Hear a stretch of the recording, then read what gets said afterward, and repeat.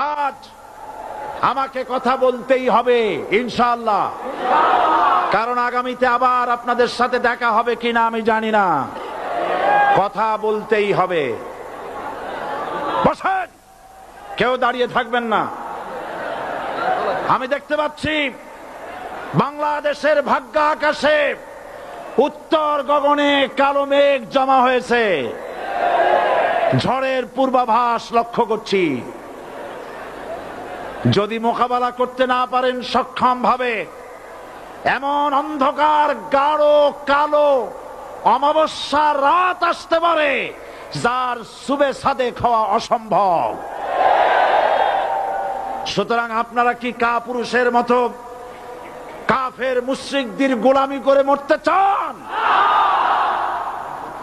বিড়ালের মতো 500 বছর বেঁচে থাকার কোনো লাভ নাই। সিংহের মতো 1 ঘন্টা বাঁচতে চাই।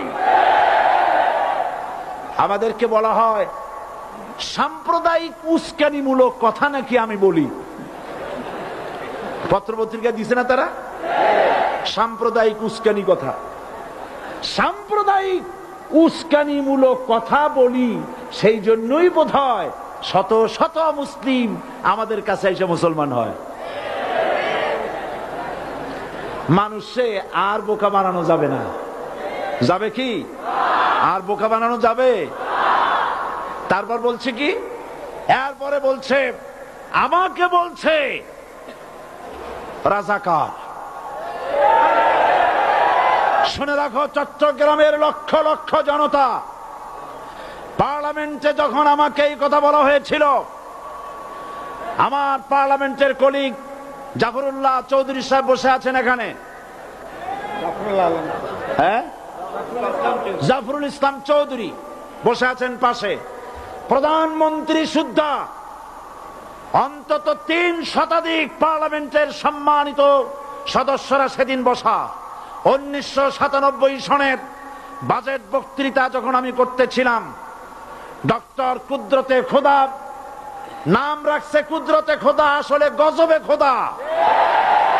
এ লোকটি নাস্তিক, ইসলামের চূড়ান্ত দুশমন। তার প্রণীত শিক্ষা ব্যবস্থার যখন সমালোচনা করছিলাম, ট্রেজারি বেঞ্চ থেকে আমাকে বলা হলো রাজাকার।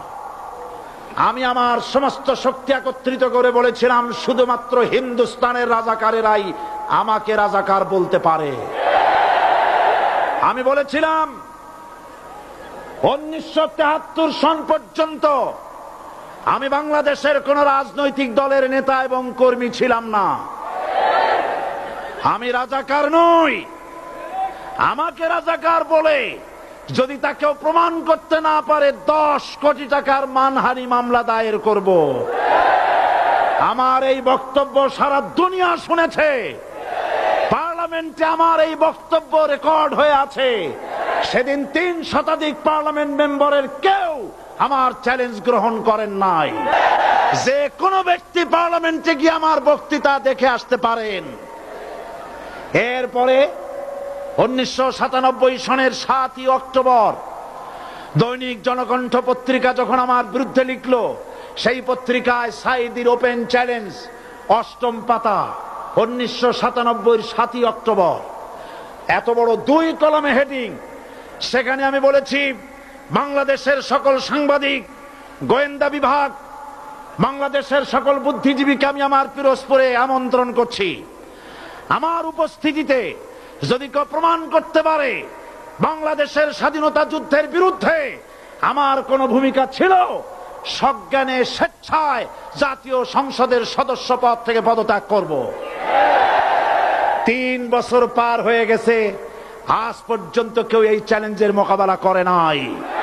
সুতরাং আমাকে যারা রাজাকার বলবে তারা পিতৃ পরিচয়হীন অবৈধ সন্তান। 1971 সনের, শোনো মুসলমানেরা, 1971 সনের কোন কাদা সাইদির গায়ে লাগে নাই। আমাকে রাজাকার বলে জনগণ থেকে বিচ্ছিন্ন করবা। জনগণ থেকে আমারে বিচ্ছিন্ন করা যাবে না, কারণ এই জনগণ আমার জন্য আসে না, এই জনগণ আসে আল্লাহর কোরআনের জন্য।